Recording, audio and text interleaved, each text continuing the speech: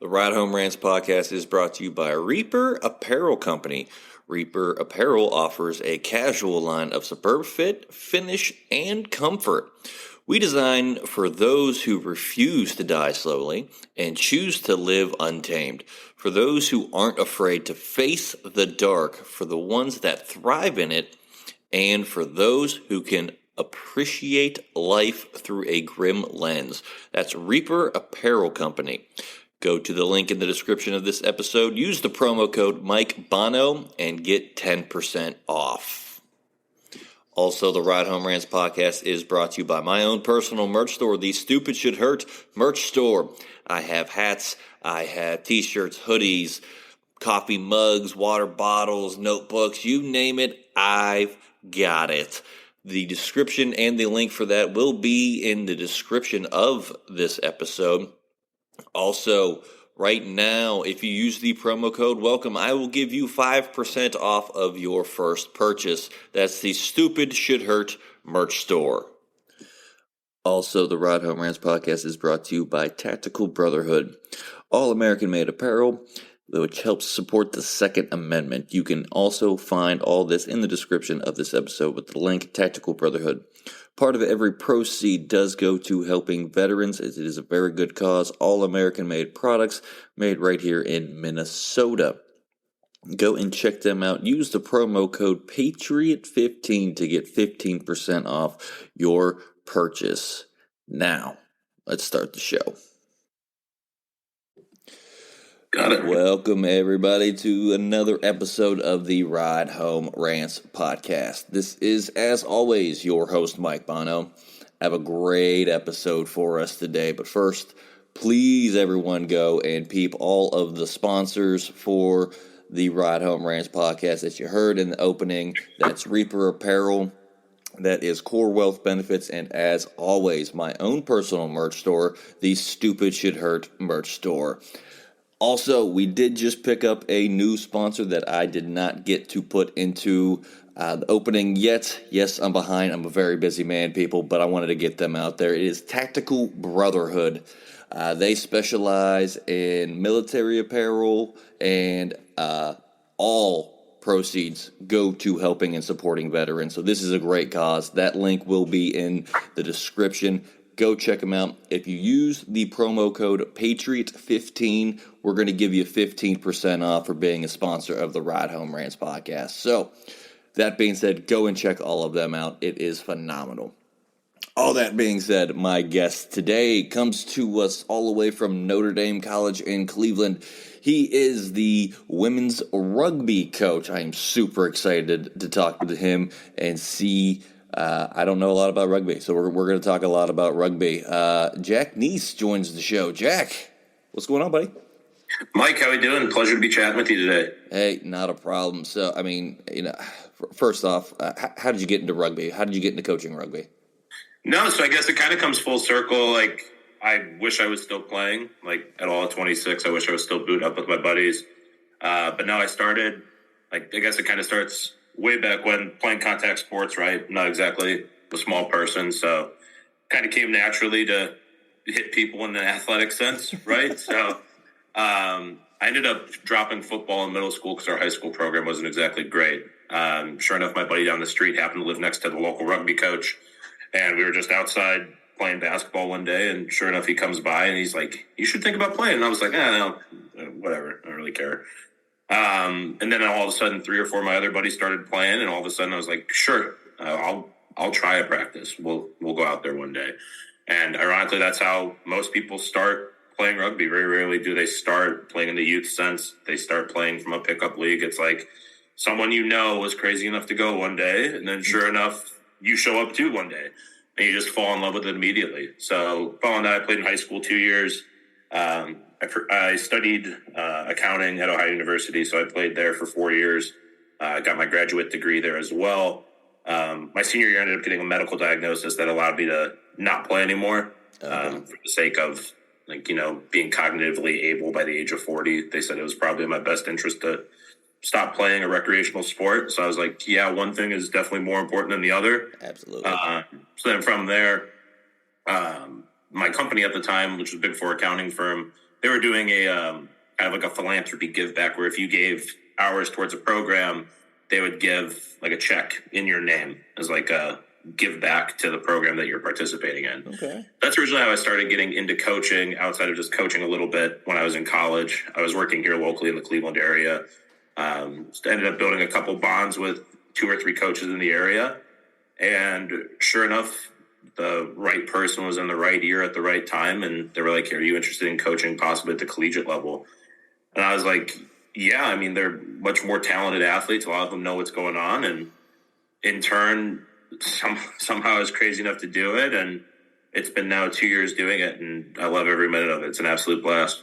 Yeah, I mean, it sounds like a blast. I mean, I guess I never had the balls to actually play rugby. I know a bunch of people from college, one of which he was in the Navy, and then he got medically discharged from the Navy for too many concussions, so he decided, hey, rugby, but he's now on the amateur scale. I see it on his Instagram all the time of him playing rugby at the amateur level. You know what I mean? And it's pretty cool to see. But I don't understand the sport, I guess. So, I mean, was there a big learning curve when you went from football to rugby? Yeah, no, and I think that's why I think the sport right now isn't exactly grown as much in the U.S. as it could be. It's just simply the disconnect between people knowing what's going on. And a lot of that comes from the lack of availability of people watching it, lack of streaming abilities, it being on niche channels like Fox Sports 2 or whatnot, where you have to have a special cable package to even have it, or pay for a subscription-based service where it's $30 a month for rugby. Like, a lot of people don't have that, or they don't have it like channel surfing. All of a sudden they see it, right? So ultimately, yeah, there's a huge learning curve, and I say the first 2 years you're playing it, you're simply just trying to figure out the hell is going on. I think a lot of people tend to not like that because of the fact, it's not like soccer or baseball where they've played it since they were 4 or 5 years old and they know what's going on. Only so much can happen, right? There's only so many rules, right? But on the flip side, the beautiful thing about rugby is that something new happens probably every single game, or you see something different, or you see some new interpretation of a law that was otherwise different from an official you've dealt with before, and you just kind of have to adapt to it. So kind of the human nature behind the sport itself is honestly what makes it interesting. It's not all black and white. It's just lots of different shades of gray. I mean, I can kind of appreciate that. I mean, the sport I did in college, I was a swimmer. You know what I mean? So, doesn't really get the recognition I think it deserves unless it's an Olympic year. You know what I mean? Like, you're going to see all of it all over TV and everything during the Summer Olympics. Everyone gets into it then. But the other 3 years before that, nobody knows much about swimming. And like you said, if you want to watch something, you need a special cable package or a special streaming service. And I'm sorry, like you said, I love the sport of swimming. I love it. I've done it since I was 8 years old all the way through college. And I'm not paying $30 a month just for one thing that I'm going to watch maybe once or twice a week. That just doesn't add up to me. Right. No, and I think rugby's in the same spot now as we're getting into the Rugby World Cup coming up here now next year. And then following that, it's actually coming to the U.S. in 2030. So in turn, it's going to kind of have to eventually hit that point of more accessibility. And the professional league here in the U.S. does a great job of that. You can call it a shout out. It's the Rugby Network. Everything is streamed online for free.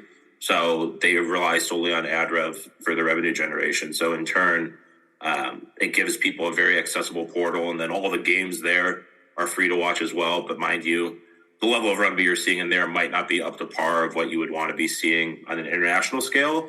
But it's still a start, right? And It's also the league's growing. And we could have a whole conversation about what the league does right and what the league does wrong. But they're doing their best to grow in a manner that is systematic, that's not biting off more than they can chew so it doesn't ultimately fold. They want to keep it sustainable, keep it operative, and just piecemealing one more team here in 2 or 3 years. And they just expanded now into the Midwest market. So the goal is that eventually there's going to be somewhere close that someone can actually watch a game in person. But if they can't, they can at least start associating themselves with a club that is at least within a tri-state area. And right now it's been kind of coastal based. So I'm hoping that continues to grow. And unfortunately, it's going to have to keep growing if the sport's going to continue to grow in the path that we're hoping it does prior to this World Cup coming up.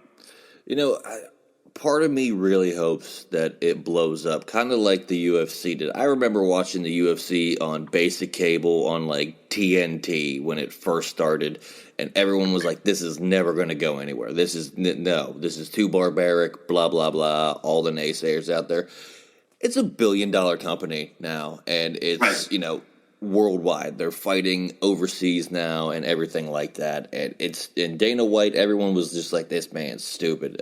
No, this man's a genius because I love the UFC. I'm hoping that happens with rugby. Yeah, no, and I think it's definitely possible too because, I mean, mind you, right, my generation's attention span is all of a minute to 2 minutes, right? We need that short, consistent burst of attention or else you're going to lose us. So in turn, I think it's the same reason why soccer's kind of taken off here in the U.S. as well, that you know how long the game's going to be, right? There's 80 minutes of game time plus a halftime. So you're looking at an hour 45 out of your day. There's no commercials during the halves. There's, for the most part, constant action. And in fact, they're looking at changing the rules now to promote more continuity of play. So like less time in between kicks and less time between resets to be more focused on having that continuous gameplay going forward. And we'll see. I think, again, there's that disconnect between people understanding what's going on. But I think if people start to kind of have that grassroots movement of knowing at least the basics of the game, they might not know the technicalities, but just understanding like, okay, they just scored there. And after they scored, they have to kick and all that. Like, I think once they understand that, then all of a sudden it's, as you mentioned, it's like, watching people in UFC, they're like, oh, people are punching their brains out. Who really cares? They're in an octagon fighting for 10 minutes, whatever. And now, IMG is based here in Cleveland, which is a part of it. So you just see how that ramps up like crazy. Dana White's worth God knows how much money. The purses and pay-per-views are insane. I don't know if rugby gets that far, but like the goal is that stadiums are filled here in the U.S. And I think, again, the culture of the sport can definitely drive that forward. It's just a matter of people caring ultimately, and that's what we got to focus on. Absolutely, and I want to talk about the NDC women's team because you are the coach there. Y'all were actually the national runner-ups this year, and you played D1 rugby. I want everyone to know that this. I know NDC is, Notre Dame College is a D2 school, but you played D1 rugby. Next, you played Michigan for the national championship. Take me through that game. Yeah, so I would say for the most part, that whole up ramp into that close season, like a lot of the games we played in the regular season were very one-sided. We did our best to kind of assert our dominance in when we could. From there, playoffs in regionals that were here in Pennsylvania went kind of how we expected. We saw both teams that we were likely going to be playing and knew we had the likely advantage behind it. But then, getting to Houston was a bit difficult only because of the fact that we're playing Michigan, right? And from Cleveland, that's all of a 2.5-hour drive to Ann Arbor. Right. And all of a sudden, they're shipping both of us down to Houston, Texas to play a game where we could have played in like the middle of scenic nowhere, Indiana or something like that. Right. So instead, we all hoof it down there. And I'll tell you what, man, we got really sick in the hotel the night before.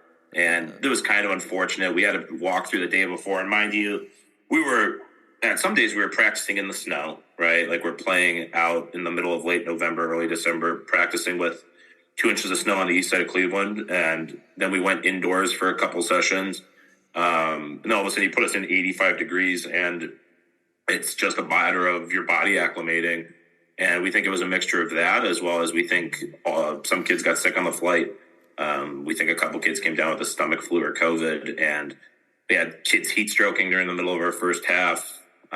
We just had lack of energy, just general fatigue. And fortunately, the game didn't go the way we wanted it to go. But again, we're playing on that stage, right? We can't ask for much more than that. The program was nearly defunct a couple years ago. So the fact that we've rebounded to where it is today and the fact that we're putting a small Cleveland school on a national map From a person who's lived in Northeast Ohio their whole life, I can't ask for much more than that. Yeah, no, I mean that's phenomenal, and to play Michigan, you know what I mean? That's not like you're playing like a Colorado or this is a big name school. Michigan gets all the recognition in every sport, I think, even hockey, and it's a phenomenal job to even make it that far. First and foremost, that's awesome to play on a D1 schedule, and NDC is a D2 school, if I'm not mistaken, right? Yeah, I mean, ultimately, we then reach kind of the bounds and kind of like the ceiling of what the school is capable of doing. Like, right, we don't have an indoor field house where we can train. We have to go off site. Our weight room isn't nearly up to scale of like what you can imagine like University of Michigan Rec Center is and all the facilities that they have. So at a certain point, we are kind of given that ceiling of where we can ultimately like train to and go up for. But again, that kind of makes us tougher because of it, because we're trying to do with what we've got. And I think it really changes the mentalities these players go into things, but they aren't handed everything. In fact, like when we were at the hotel, ironically, we were staying at the same hotel Michigan was at, and all these, our kids were just goofing around, having fun the night before, just taking it easy. And you see all these Michigan kids in the lobby doing homework and stuff like that. And I'm like, to be fair, yeah, those kids are probably all future politicians and astrophysicists and God knows what. And that's their thing. But again, it kind of shows you like we're just a different school, right? We're not the University of Michigan in many facets, and just kind of changes the way you approach things. But all in all, no, I'm incredibly happy with how the season went, and again, continuing to look forward to what we've got coming forward here in the next year. Yeah, I mean that's phenomenal to be, the national runner-ups. I know nobody likes to finish second. I mean, I've had so many coaches like, "Oh, you finished second, you're the first loser." You know what I mean? Right. But you also finished third in the country last year. So take me through that season. You finished third, and then basically, a runner-up. So take me through what happened when you finished third in the country last year. Yeah, so last year, when it was my first year coming in, that was like the first full season post-COVID, so everything was kind of a shock. In fact, the team was semi-dissolved at that point. A lot of kids had withdrawn from the school because of the fact there was no rugby for a year and a half, 2 years prior to because of COVID. And some kids began to get into academic issues and withdrew because of that. So, I mean, we started the year with 13 or 14 kids, and I mean, 15 play at a given time, and you need subs, so you need at least 20 to 23 to have a solid program. And as soon as we started having our first practice and whatnot, it was crazy. Some kids literally were re-enrolling as we were like sitting at practice, right? Like they had unenrolled from an institution. They're literally signing up for their class as well. We're practicing because they were so excited to get back and moving and playing with their friends. In addition to that, too, we got a lot of walk-ons that came on that were just interesting and interested in playing. And I think that's another sport too that like it's one that rugby will never turn down anyone, no matter what sport like level you're playing at, what league you're at, what age division, etc. If you want to play for someone, they will have you come out. It doesn't matter who you are, how tall you are, how fit you are, as long as you're not being an absolute menace to people at practice and being a pain in the ass, like you will be accepted by them, which is great because again, like I think as like adults and professionals move around for careers and for life, right? Like I'm really close with the two Cleveland clubs here in the area, but like if I move down to Virginia or down to Florida, I guarantee you there's a club down there where if I found a practice and I just showed up one night, it'd be like, sick, dude, you coming back next Thursday? Like, yeah, I'll be there. So in the same respect, that's the same type of atmosphere that we brought together with these kids. And they realize like everyone's accepted, everyone's culturally diverse. They all come from different backgrounds, different areas, different fields of study, that it's all just a welcoming atmosphere. And in turn, it brought them kind of together, like kind of a home. These kids that never played before all of a sudden have friends in their back pocket they can rely on to study with, hang out with, lift with, get meals with. And ultimately that year turned out, yeah, I mean, we kept telling that year was like supposed to be the year that wasn't supposed to happen, right? That was kind of our motto going through it. And we just kept going further and further and further. And the fact that we even sniffed the playoffs was insane.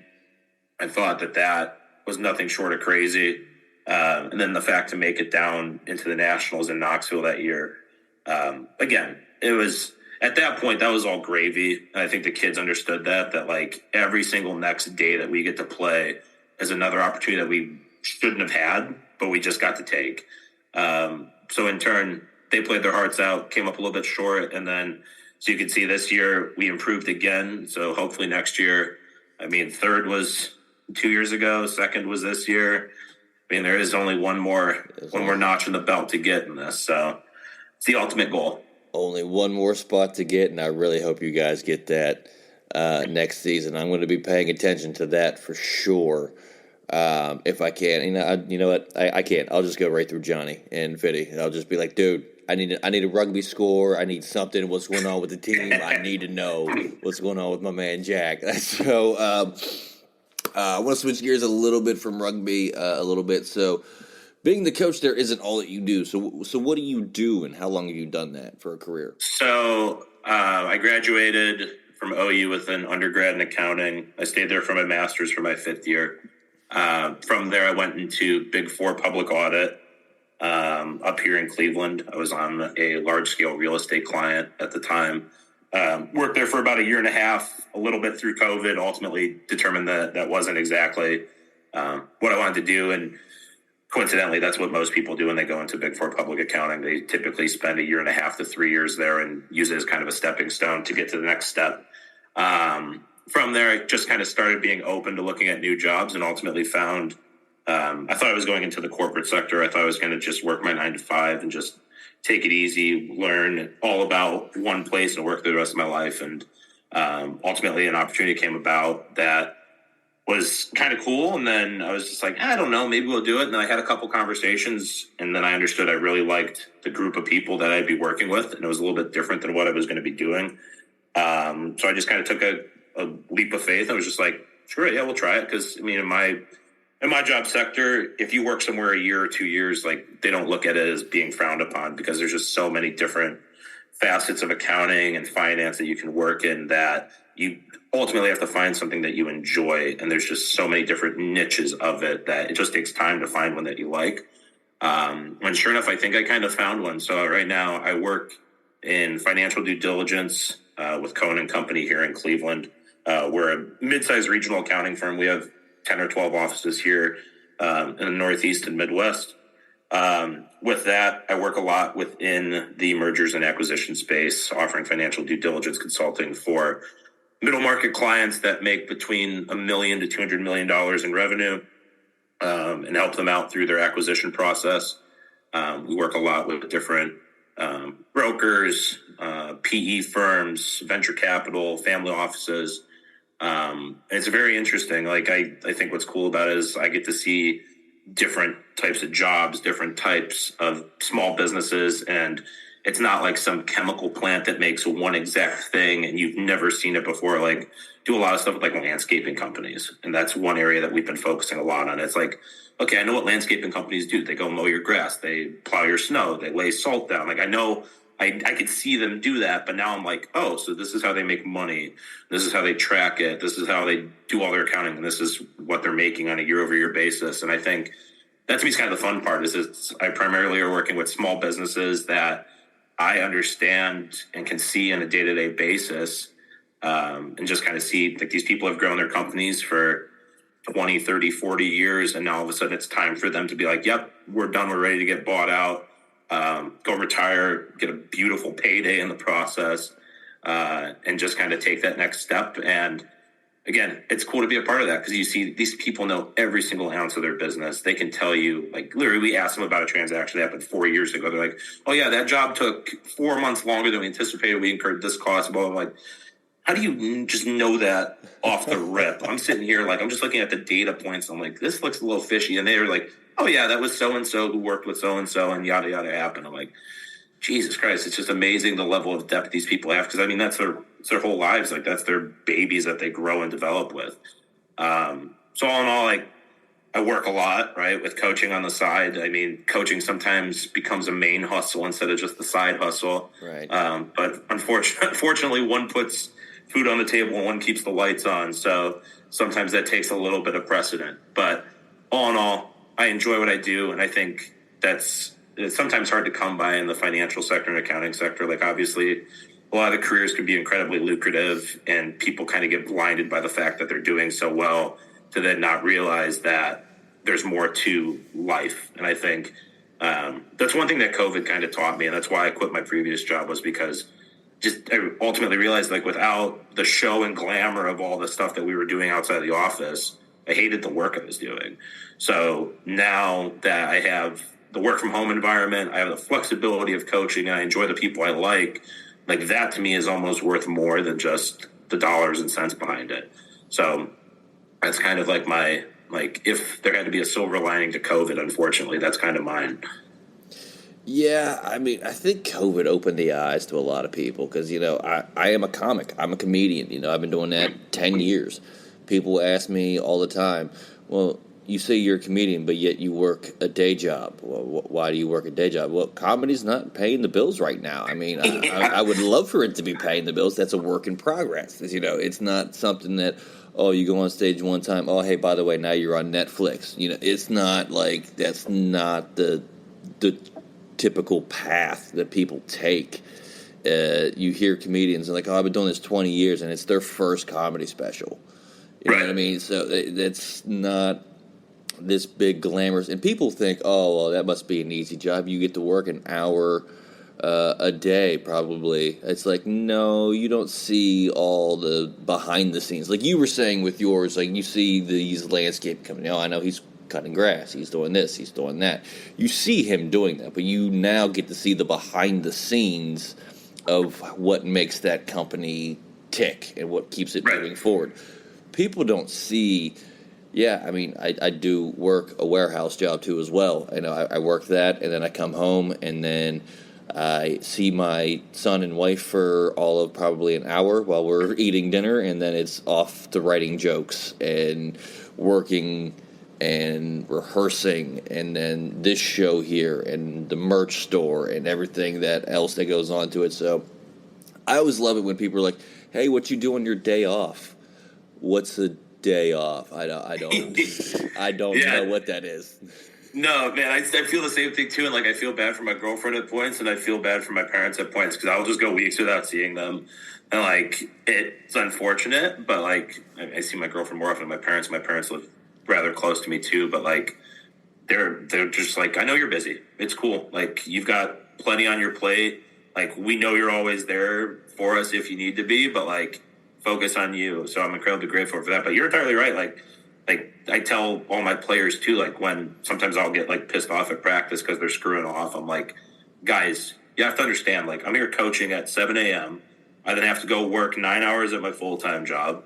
And then I have to come home, try and eat some dinner, and then likely hop back online to work more or get stuff coordinated for the weekend for travel and whatnot. So it's like you're pulling those 60, 70-hour weeks. Like I don't have time for the shenanigans, right? Like there's a time and place for it, right? I love a good laugh. I love a good fun. But when all of a sudden, like you're cutting into my time where I was like hoping maybe I could like watch a movie on Netflix or something like that on a Thursday night, and all of a sudden now my day dragged longer than I hoped for. Like that's just kind of like a little kick below the belt, right? So you're hoping you can have that like little cherry on top of your day, and all of a sudden you're like, no, it's gone. But no, dude, I get it. And I think, again, I doubt you do comedy for the money, right? You do it because you just truly enjoy it, and you truly enjoy what it brings people, right? I mean, that's why I coach too. I mean, I've done the math before of what I get paid for coaching. It's gas money, right? Like it's just facilitating me getting back and forth between the school. Outside of that, I'm not making a pretty penny doing that, nor will I ever make a pretty penny doing it. Unless you get to the absolute international top level of coaching, right? Like it'll never ever be there. But I mean, you do it because you enjoy it. You enjoy what it brings other people, and I think it takes a lot for people to even understand that you're doing it for a higher purpose than just yourself. Right. People always, I think it's like you said. I don't know if it's this generation or just the society that we live in now that people are like, oh, well, what are you making off of that? Is that lucrative? Like it's like, no, I do it because I love it. I do this because I truly and wholeheartedly believe that laughter is the best medicine. And I guess I have some proof to that. My wife has had heart issues since she was little. When we got together, six and a half. I should know this. 6.5 years ago. Yeah, that's another thing for you, Jack. You always remember the.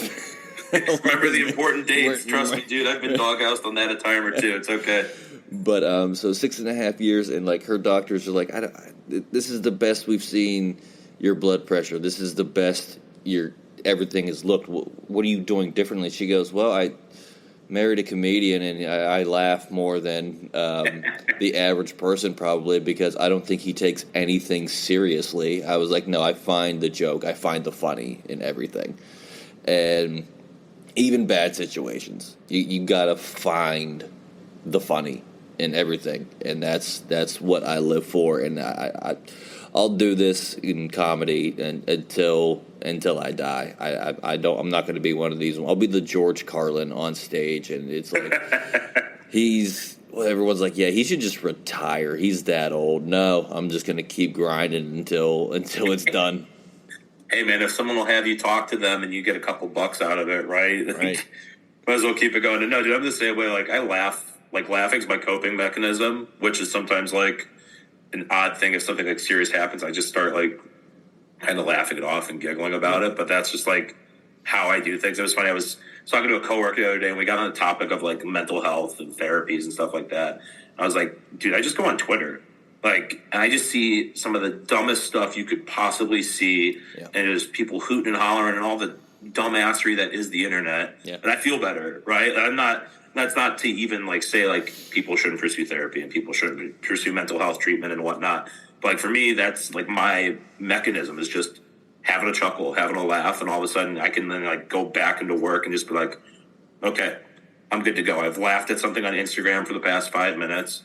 My buddy sent me something stupid. I'm going to look at it, and all of a sudden, like here we go. I can then refocus and get back to moving. So I agree, man. Like again, just keep doing what you're doing as long as you can, and as long as you're making someone laugh, you're doing your job. Absolutely. And, I love it when people are like, well, you bombed at that show. It's like, yeah, not every joke's going to work. Like, it's I've been doing this 10 years. Do you know how many times I've bombed? Like, it's not if it's going to happen, it's when it's going to happen. Every comedian has bombed in their career at least once. I've done it an astronomical amount of times because there's times when, COVID really hurt my industry, I guess, a little bit because one thing that comedians do need are these open mic nights to go and test out new material. Didn't have that. So it's like, all right, now I got to go in cold to these paid gigs and test out material and hope to God it works. Right. But I think it gave me a thicker skin, because people all the time, like little things before I got into comedy used to bother me. Like, and I don't know why. And now I'm just like, why was I so uptight about that? Like, I've bombed in bumfuck Egypt, Ohio. Like, who gives a shit? Like, no, and I mean, I think you're entirely right. Like, I tell my mom about it all the time. She's always stressing out about God knows what. She's like, oh, did you see this? And do all that. I'm just like, why do you care? Like, you can't control it. You have, like, why are you letting this stress you out? Like, there's absolutely no reason you should be panicking or freaking out about something that you ultimately cannot control. Right. So from your perspective, you can't control who shows up on a night, right? Like, who knows? You might say, like, a bad female joke or something like that. And you're going to have that woman in the audience just absolutely snap at you. And you're going to be like, well, shit.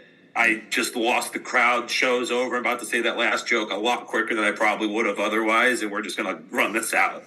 But you might have it hit the same night, and it's the same material. So right. I think that's kind of like, dude, I follow stand-up comedians on Instagram, and I think that's like becoming a more popularized area where you see those 1-minute bits of the jokes and whatnot, and you see all these crowd interactions that people have, like some for the better. I think people that can like interact with crowds that actually have good conversations with them, that to me is hilarious because they'll just flame some dude in the audience over something that he's wearing that night, and it's hilarious because he's cool with it, they're cool with it, the audience loves it. But man, you have those other nights where someone starts mother effing the person in the corner, you're just like, okay, we took it too far. We're either going to move on, or the booking agent is definitely not talking to you next week to have them at the show again. So. Yeah, I love crowd work. I do a lot of crowd work. Wasn't something I was always a fan of doing myself because I didn't feel like I was there yet. But now I love it when people are like, "Oh my God, there was hecklers at your show. What are you gonna do?" I was like, "I'm gonna make a lot of money and I'm gonna trash them and I'm gonna ruin their day." Is what's gonna happen. You don't get dubbed the title "the angry white comic" from being, nice and like, "Oh, okay, I'm sorry." No. Like the last show, a couple of shows, I've even said it on stage, and people were heckling the whole time. They're up on my YouTube channel, and anyone can go and see it. One was in Madison, Ohio. It was up near your area, up there near Cleveland. And I was like, you guys are going to find out real quick. I love hecklers because, A, I have a microphone, and you are all in proximity to the speaker system, and I'm going to ruin your day. Like, this is going to happen next. No, I mean, I think that alone is like a leap of faith, because I think you can see how different comedians have pursued their careers, right? And all of a sudden you see people you can tell they have gone through the same bit dozens and dozens and dozens of times, and they've said it the same way. I mean, how I think like the running joke was like Jerry Seinfeld didn't change his monologue for decades, right? Like he had the same bits that he told on the same stage year after year, and nothing really changed. Versus yours, like you're subject to what some dude in the front row is wearing on like a Tuesday night. Like, dude, you have cargo shorts on. Like, that's hilarious. Like, we're gonna make a joke about that. Or like, why are you wearing a bright pink shirt, dude? Like, what's up with that? You supporting something, or what's going on? Like, but if everyone shows up in jeans and a t-shirt, all of a sudden you're like, okay, we have to dig a little bit further into what we're gonna interact with and make fun of tonight. So I think that to me is almost more of like the artistry behind it. Is all of a sudden you've got like, you have to be live on your feet, you got to be quick-witted, you got to move, and if you aren't, then all of a sudden there's that dead air time, and everyone knows that dead air time is just toxic if no one's laughing. Yeah, comedians grow by what they call laughs per minute. And, how many laughs are you getting inside that minute? And it's tough for a comedian like me. I'm known as a ranting, storytelling comedian. So, like, I can't go up and do 5 minutes. That's one joke for me is 5 minutes because it's a big long story. That's one joke. It takes 5 minutes to get through, and that's what and there's still one. I've been doing it for 10 years, and I refuse to take it out of the set because it gets a laugh every time. Like, there's people on my YouTube all the time commenting like, "Oh my God, we've heard this joke before. Move on." It's like, yeah, but did you hear the crowd? Like, it gets a laugh. Like, sorry, you've been to my stuff. My bad. Yeah. Oh, I'm sorry. Thank you for watching for the past 10 years. I appreciate that. Like, but find something else to bitch about. Until it doesn't get a laugh, I'm doing that joke every time. And like you said, Jerry Seinfeld didn't change his monologue for decades. It's my closer. I use this one as my closer to pretty much every set I have. That's not really like an opening set for somebody else, because I've done it before when I opened and then the headliner didn't do as well because this joke killed that bad, and that's not a good look for somebody who's opening. Right. And that's kind of the balance and the business side of it. Like, people don't understand, like, oh, you're opening. You don't want to be the funniest comedian at the place. And I've done it early on in my career, and people were just like, well, why wouldn't you do that? You're trying to grow a career. It's like, yeah, but now this comedian's never going to book me again to want to work with him because I just made him bomb. Right. And I'm sure your industry, like, it's so tight-knit too, right? Mm-hmm. Like, all of a sudden that dude might tell his buddy that you might have been lined up to do a gig with in a couple weeks or something like that. Be like, look, watch out, you could find someone else to open, might want to, right? And it's like, you're right. Like, you have to ride that fine balance of like, how much am I doing tonight in terms of improving my craft and performing well versus creating that relationship and maintaining that relationship, so that in turn that one show turns into 3 or 4 shows. Not, oh, I'm not only going to say you upstaged me, but I'm going to tell my best friend and their best friend, like, hey, don't talk to Mike. Like, I know he's good, but like, you don't want him to open for it.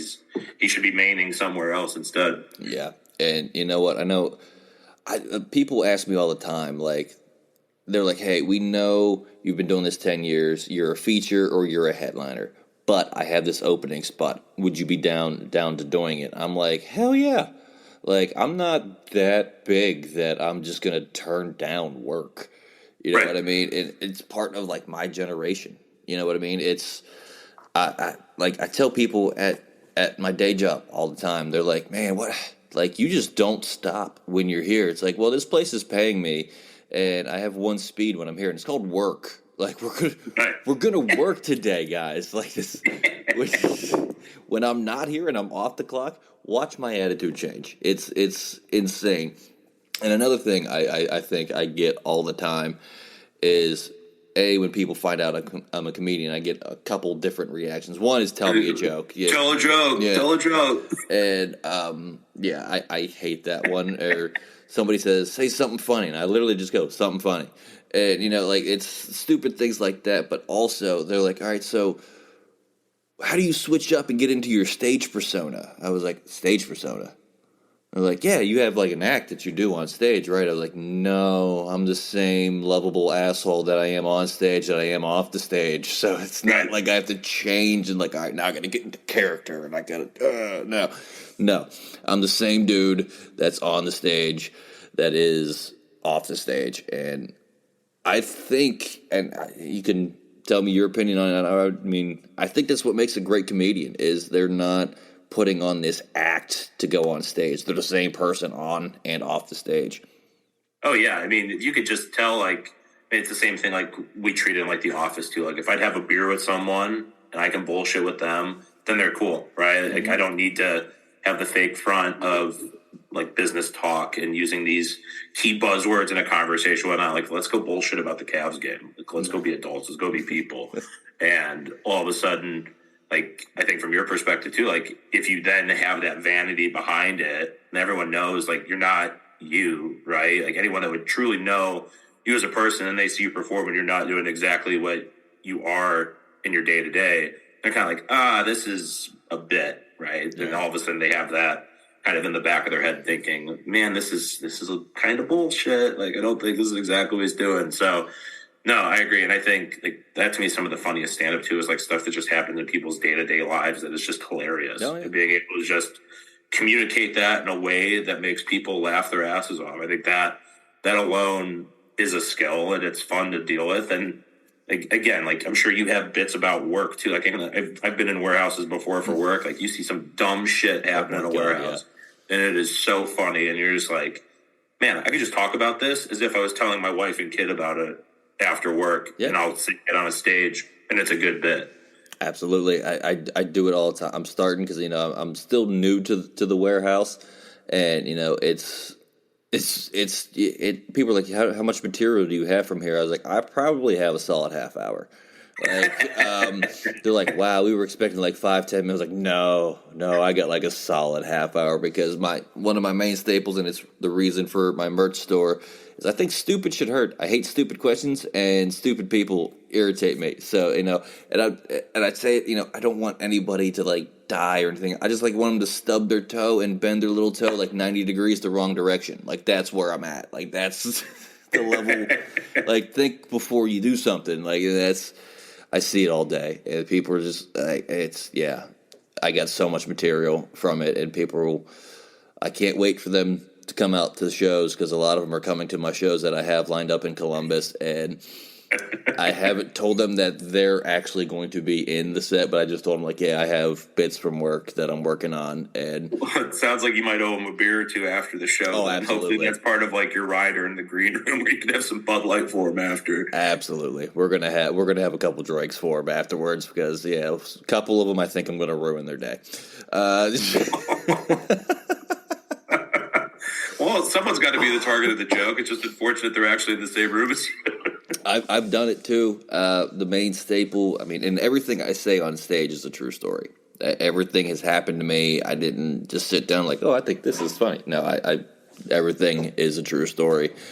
And the one time I had somebody Yeah, she was in the audience, and the whole joke was about her, and it was an ex-girlfriend, and everybody was laughing their asses off. And then once the joke died down, I was just like, yeah. And if anybody thinks this story is bullshit, she's actually the one up against the bar in the pink shirt with the mean look on her face, giving me the death stare. So you can ask her about it after and see if this is true. Please vet her for it, right? Yeah. She left immediately after I said that. So like they're like, yeah, it's true. Then if she's leaving, like that's a true story. So I do it all the time, and I love it. And it really. You get amped up after. It's probably like after a big win in rugby, you know, after a good set, like I'm amped up and it's late at night and people are just like, well, what do you do after a show? It's like, I got to try to calm myself down because I get so amped up and so much adrenaline from hearing the laughter from people, and it just excites me to no extent. There's one time early in my career, I absolutely killed the stage, and I had like a 4-hour drive home, and I had to be home that night. Like I couldn't stay because I had to work in the morning, and I literally drove home at like 2 or 3 in the morning and didn't get home till like 6, 7 in the morning. And I got home. I was living with my parents at the time, the wonderful struggling comic life, and yeah, pulled in, and my dad was like, "Are you just getting home?" I was like, "Yeah." The show was amazing. He's like, "I don't want to." He hates that I do comedy. Like he hates that I'm a comedian. He absolutely does not like, because he's of that old generation. You got to go to work, and he doesn't see his work. But I was just like, he was like, "You drove 4 hours. You didn't stay." I was like, "No, I got right in the car after the show, and I hoofed it home." And I'm wide awake. I can't calm down. It was that good of a show. Like, so I'm sure you get that after like a big win or something like that. Yeah, no, I mean, the good part is typically we go have a beverage or two after the game. So a lot of times when we'll be coaching, like all the coaches will come together. Like, I think that to me is another like cool part about the rugby space too, is like post-match socials happen at nearly every single level, where it's not only like you're crushing one with a teammate, right, but you're crushing one with the opposition you just played against, right? And I think that like that's just such a different aspect of the sport that I've really grown to love. Like some people say, a lot of people as they play later into their careers, a lot of them say like they just play rugby for the social, right? So a lot of them have known these dudes for years. They've played against them, played with them, but they still want to crack a beer with them afterwards. And I think like that's really cool. It's a very interesting dynamic where you're playing 80 minutes of full contact, running people over. All of a sudden you're chatting about life, and you're chatting about your dog you just got. You're chatting about like something you have to get done at your house, right? And all of a sudden, like, oh, my buddy's a contractor, we'll line you up and whatnot. So again, I think like that's so cool about it. So even from a coaching perspective too, like if we have like a big win or something like that, just like in South Euclid, we go to the same place every single time after a home game. Like every single time, whether win, lose, or draw, like you could see us at the bar having a marg, just kicking it back. And just kind of decompressing, right? But luckily, unless we're traveling, right? Like I don't have to be in your spot where you're driving 4 or 5 hours at the ass crack of dawn to get back. But in the same respect, like it's that same thing. Like you kind of have to get yourself off that high and kind of like take that moment of self-reflection while you're in it too, and realize like, yeah, we just did that. That was pretty sweet. And again, I think from your perspective, you're kind of on an island, right? You're a one-man band. You're up there all alone. So you alone have to kind of like really self-reflect and be like, man, I absolutely smoked it last night, versus me. Like sometimes I'll get like affirmation from another coach, or I'll be able to tell another coach, like, hey, you did this great today. Or, like your adjustment that you told someone to make killed it. Like that was very important. So having other chefs in that kitchen, for this sake of an example, definitely helps with kind of like trimming you off the high, but still kind of self-reflecting and understanding exactly the accomplishments you just did.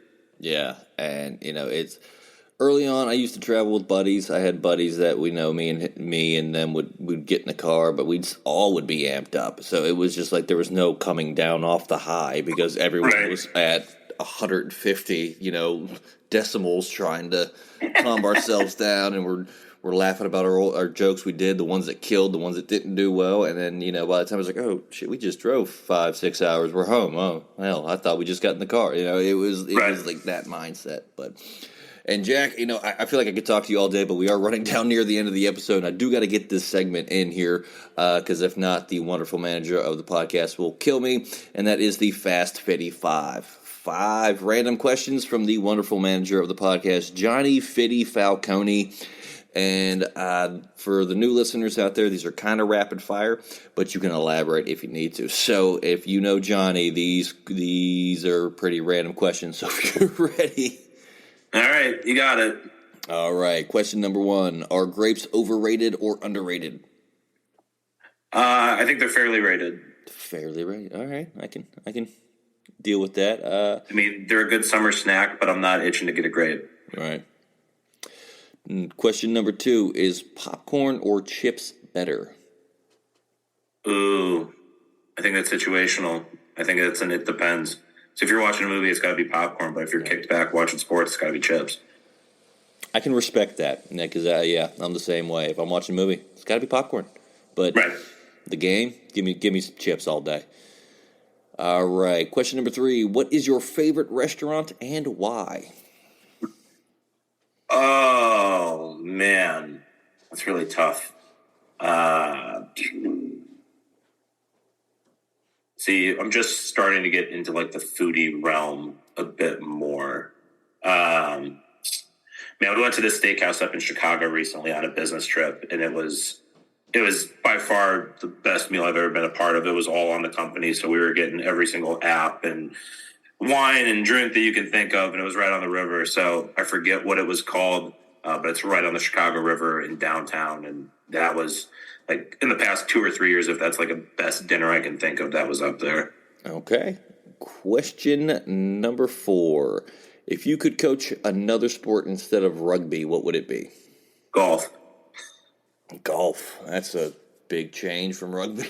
Yeah, no, and that was what was funny was I actually lettered in golf in high school. So I was a 3-year varsity player. So it was really funny. Like I would golf in the fall and then go hit people in the spring. And it didn't make a lot of sense. But luckily the one sport I could continue to play without worrying about my knees breaking and having arthritis. I might get a little sore after walking a bit, but that's the worst you could think of. Just pop a Tylenol and you're good. Right.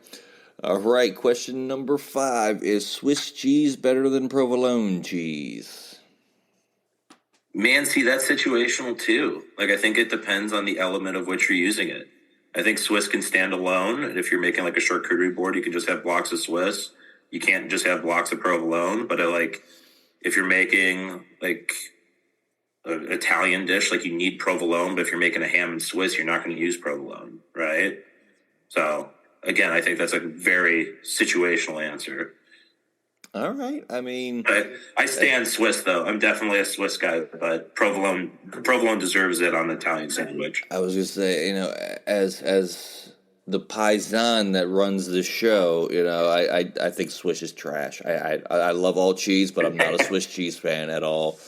But yeah, I was gonna say this answer is gonna make or break the show here. You're talking to two paisans that run the show. I was going to say, just knowing your last name, I'm like, damn, this is not a French show. But all right, Jack, I give every guest this opportunity. If there's anything you want to get out, whether it's for NDC, rugby, recruiting, whatever, if it's just a good message, I'm going to give you about a minute. The floor is yours. No, I would just say, I know we talked a lot about the growth of the game. I would say find the live game on YouTube, find a live game on the Rugby Network. If you've got a local club in the area, it's a simple Google search, all it takes, but go out and try it. The worst you're going to do is spend 2 hours out on a summer day and just hang out, but go try and experience if it's something new to you. And if it's not something new to you, continue to be involved with it. From my perspective, I stopped playing, but I got into coaching. I work on a foundation now that's a part of it as well. So it's all about the growth of the game. So if you have that random Saturday or Sunday where you got nothing going on, try and make your way to a rugby pitch and go watch some. All right, yeah, I'll definitely be checking you guys out next season up at NDC to see if you can reach that number one spot after losing to Michigan in the national championship. You only got one more spot to go. You got third, second. Now I'm hoping for first for you guys. But thank you, Jack. This was a lot of fun to talk to you and sit and BS for a little while. And that's going to do it for this week's episode of the Ride Home Rants podcast. As always, if you enjoyed the show, be a friend, tell a friend. If you didn't, tell them anyways. They might like it just because you didn't. That's going to do it for me, and I will see y'all next week. The Ride Home Rants podcast is brought to you by Dubby Energy. Energy drinks made for gamers, streamers, and podcasters alike. For gamers, streamers, and podcasters alike. Go to the link in the description where you can find the best energy drinks out there. Less caffeine than a cup of coffee. Also, no jitters and no crash afterwards. Use the promo code Mike Bono and get yourself 10% off. Also, the Ride Home Rants podcast is brought to you by my favorite sponsor of the show, and that is Shankit Golf. Golf apparel made for the everyday golfer. We might not go out and shoot a 6 under par. We're probably going to shoot a 6 over par, but this is going to give us the gear that's going to help us rocket on and off of the course. Go to the link in the bio, use the promo code Mike Bono, and get yourself 10% off there as well.